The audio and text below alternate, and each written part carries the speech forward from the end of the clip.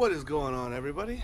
It is a beautifully hot day here in Houston, and what is this?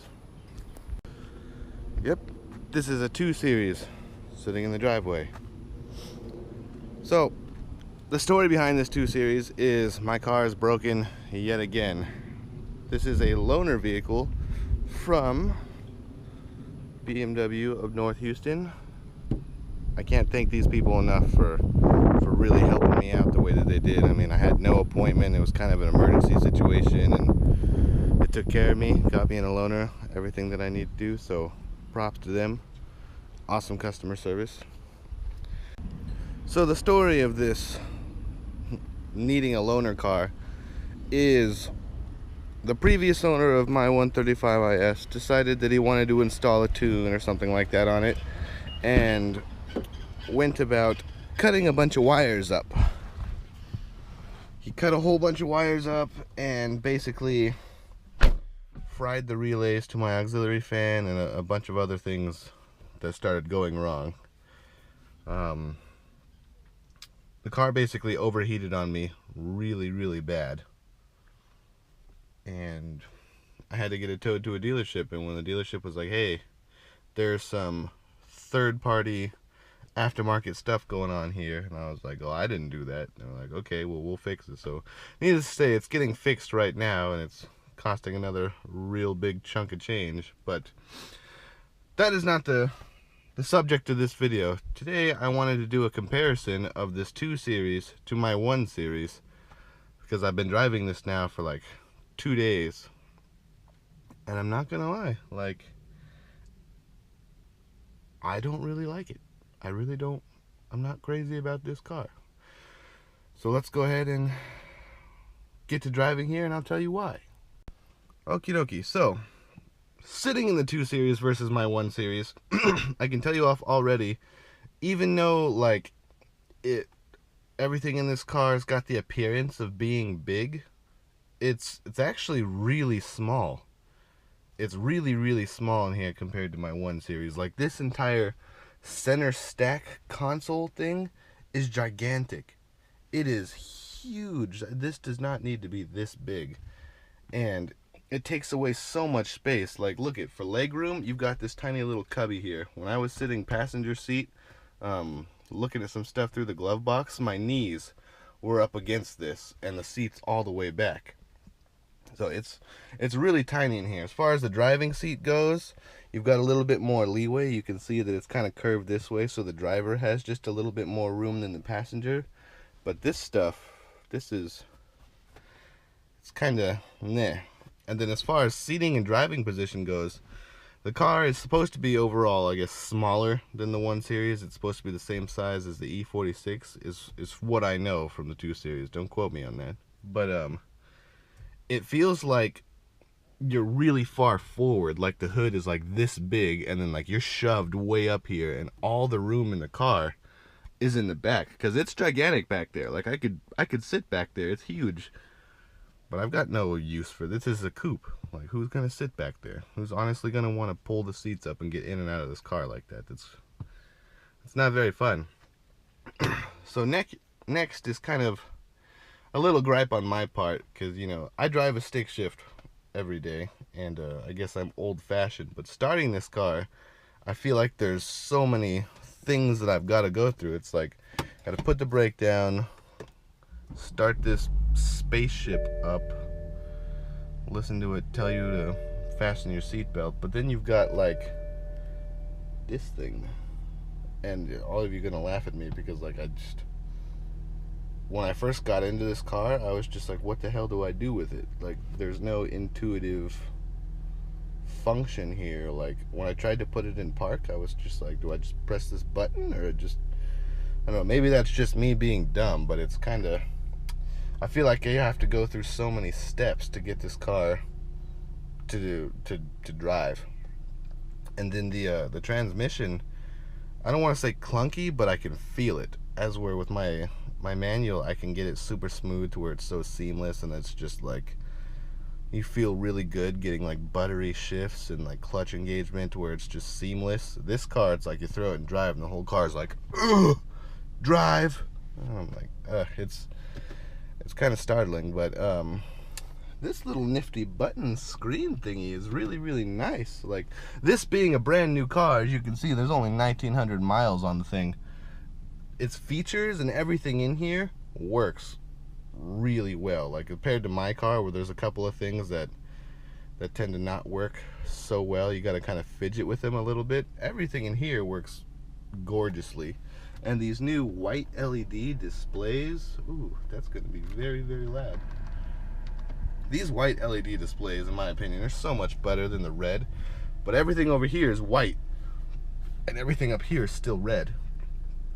And that's just my OCD bugging me a little bit. But as far as newer features and things in the car go, it's actually quite nice. Like, the comforts features are nice.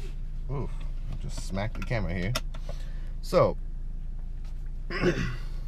let's set off here and do this weird, I'm still not completely used to that. The backup camera is kind of nice for a base model that I'm in, which this is indeed a base model. The standard features on it are quite nice. Yeah, see, the engagement there was just kind of rough. Maybe there's a way that I'm supposed to do it that I'm not doing it. So as far as driving feel compared to my 1 Series, the fact that this car is so refined you literally cannot hear anything in it. Like, even if you roll down the windows and floor it, your exhaust noise is none, which I get. This isn't a 235, it's just a 230, you know, little 4-cylinder turbo. Okay, I can deal with that. But it's weird. Everything in here doesn't feel mechanical. Everything in here feels very electric. Like, your steering is way lighter than I'd like it to be for a BMW compared to my 1 Series. I believe the 1 Series has hydraulic steering, if I am not mistaken. This is clearly electric. It's like a lot of the driving feel is taken out. It's super, super on point though. Like, I could just barely go weep and like the car is just going to turn. Like, it's very, very direct, but like there's a loss of connection there that I can't get over. Like, when I'm driving it, it just doesn't feel as connected as I'd like it to be. Like I know BMW to be. So there's that. I mean, there's a lot of people complain about that. This new the F Series chassis, it's like an F22, I think this is rigid as hell. Like, it feels better than my 1 Series in that respect, where the suspension's not as good as my 1 Series, but the cornering on this, it feels more stable. There's not so much body roll. My car feels like it's relying on the suspension to keep me like good and flat whenever I'm turning. This car feels like it's relying more like on the chassis. Like, I feel rigid and stable in this, and the suspension is where it's starting to lack a little bit. Even when you throw it into sport mode, the suspension stiffens up. It's nowhere near the cornering that I've got on my 1 Series little suspension bits here, which is to be expected. I mean, you know, there's give and take. This is a brand new car, brand new chassis. I mean, there shouldn't even really be compared, but I don't know, there's just a little bit to be desired with this car, which I completely understand. Maybe the M235i is everything that I'm looking for, unless the steering is terrible. I've heard the steering is still terrible in those cars as well. So let's talk about the modes in this car, because my car has no modes whatsoever. It is just, this is the car, nothing fancy to deal with. You're basically in sport mode all the time in my car. This car, it's got Eco Pro, Comfort, Sport, and Sport Plus. The only differences that you can feel out of anything is between Comfort and Sport. Sport Plus and all that other Eco Pro crap, it doesn't feel any different than Comfort. Like, Eco Pro is just comfort, but you're getting better gas mileage somehow. And Sport Plus, you just turn traction control off. It's just sport mode that turns traction control off for you. There's no real difference that I've felt. So, the modes are a little gimmicky to me. Even though it does firm up the steering and things, I'm in comfort mode, and once you get above 60 miles an hour, you have sport steering. Like, it's not light anymore. It's like speed dampened or whatever. So getting up to speed in this car makes the steering wheel get a little bit heavier than it was at lower speeds. And for a commuting car that you're just gonna drive every day and just, you know, to and from work, that's really, really nice. It's really nice to not have to just like hug the steering wheel and just like force it wherever you want to go. Because sometimes tight turning in the parking lots and stuff with my car it gets to be a little bit of a hassle. I mean, I'm used to it, but after having extremely light steering like this, it's a luxury. You know, it's really nice to be able to be like, I've got tiny steering that I can just go whew. Another thing is this wheel is thin. It's like I could wrap my fingers all the way around it like twice. It's so thin. That is probably just because this is a base model 230. I mean, a sport steering wheel is probably much thicker. I know BMWs to have good steering wheels, so I don't fault this one for having a shitty one. It's just, it is what it is. The paddle shifting in this car is really nice. It's the right amount of, I don't know, like engagement. Maybe that's the correct term for this. Like shifting through the gears, sport mode going up, you can actually feel it shifting gears, and every time you hit the pedal, like it shifts as soon as you hit the pedal. I mean, there's no super lag or anything like that you'd get out of newer paddle shift. This lady does not know how to pull into a gas station. What the heck?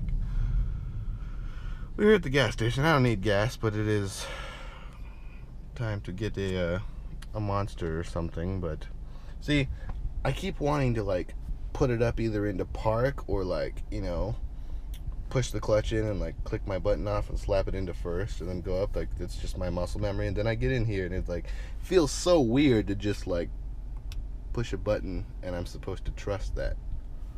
It freaks me out. It really freaks me out. I lost my train of thought. That's what happens when you're driving and filming, is you lose your train of thought. Yes, this interior is really, really tiny. It's super tiny, and my girlfriend was in here with me and she didn't like it. She was like, it drives really nice, but I feel super cramped in here. And you feel very cramped in here. I'm 6'3", 6'4" on a good day, and the seat is all the way back, all the way down, and I still feel like I'm crunched up like this in the car when I drive. Like, it's a weird feeling. Now, I don't know what BMW is trying to prove with this real aluminum trim stuff here. It's cool. It looks really nice. Kind of hurts my teeth whenever I touch it. It gives me that weird like weh feeling. But it was 103 degrees yesterday, and this was hot. This was really, really hot. Like, driving, I couldn't rest my knee over here like I like to, because this was 110 degrees. Like, come on now. I bet you anything, when it gets really, really cold, this is freezing. How are you supposed to want to like rest your arm here and play with this thingy when this is either too hot to touch or too freezing to touch? Right now it's fine because it's not that hot out. You can see it's 91 is what it says here. It feels like 98 outside because it's really humid. This stuff gets hot. Really hot. Now, as far as the menus and all these screens and things go, I mean, they're a little gimmicky. Like, power and torque are your like sport displays. I mean, it's kind of shitty to me, because I was going down the freeway at like 75 or so, just cruising in the cruising lane or whatever, and my power was like barely above 0. I was like, are you serious? Like, I get that you're supposed to have like peak horsepower and all that, super high up in the RPMs, but it's kind of weird to look at that and be like, this car is it's going fast, but it's saying it's slow right now. It was really weird. I I guess my overall consensus would be I definitely like my 1 Series more than this car, but I like the newness and the fact that this is a brand new car and has all these brand new features and everything feels super tight and new is what makes me like it a little bit more than my car. But if I go, I don't know, refresh some of my buttons and things, like the resistance on these buttons and rocker switches and things like that they're just brand new. That's why I like it a little bit more. The steering wheel and the steering in general in this car leaves a lot to be desired. All these buttons here and stuff, I just think that's a little too much going on. I'm not really one who uses buttons on the steering wheel or anything like that. Like I said, I'm a little old-fashioned. I like to go everything over here, especially because I finally perfected that thing you see your parents do when they're driving and they've got their finger here and they're scrolling through stuff and they've stabilized themselves. I've finally gotten really good at doing that, so having it all over here and trying to touch these just feels weird to me. But let's go inside and get this drink because it is hot as hell in this car, and I'll come back out to you and we'll continue from there. Alright, and we are back. Picked up our, I don't want to say daily because that's dangerous, but our regular little monster here. Trying to get that sponsorship, you know what I mean? So I thought about while I was in there talking about the performance data and things like that versus our 1 Series, but honestly these cars don't even compare. I mean, if it was a 235i versus a 135i, that'd be a little bit better, especially since they're both N55 engines. That'd be more of a comparison.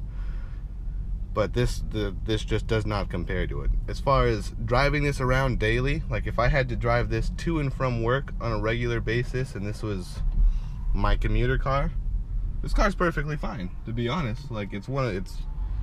It's comfortable enough for me to drive, even though it's kind of small and cramped in here. I don't really drive with passengers very often, so it's comfortable for me. Anytime I get a passenger in here, I mean, they're not going to want to drive in the car for longer than 15-20 minutes. It's just not that comfortable. But to and from work and around town, this car is perfectly fine. The proportions are good. It's small. I do feel like I'm shoved to the front of the car, but that makes parking and things like that really easy. Maneuvering around parking lots is really easy in this too, just because of that fact. But I feel really weird. Even though the seat is as low as it can possibly go, I feel like I'm sitting up like this with the way that everything in the car is angled.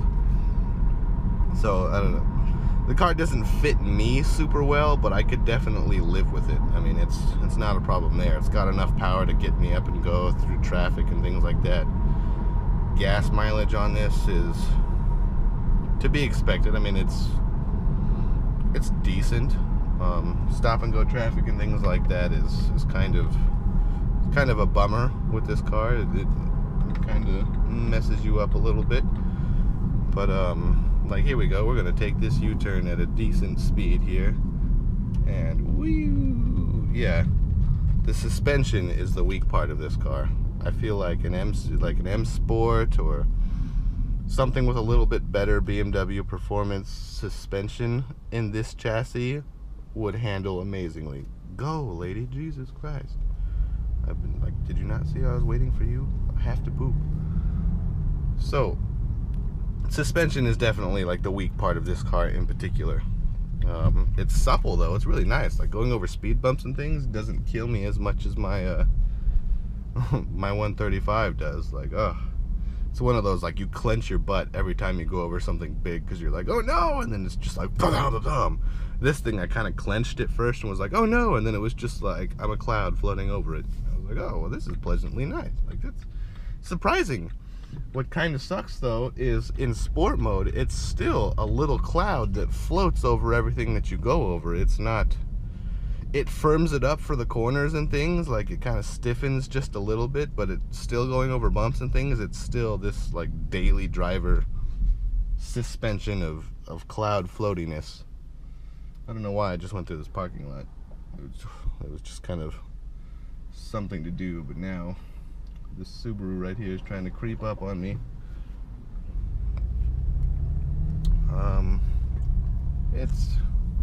So yeah, I mean, comparing this to my 135 IS, really, there should be no comparison, but it's kind of nice to think of the 2 Series as a whole, because their interiors are basically the same, give or take, you know, like a performance steering wheel and maybe just like a little bit better seats.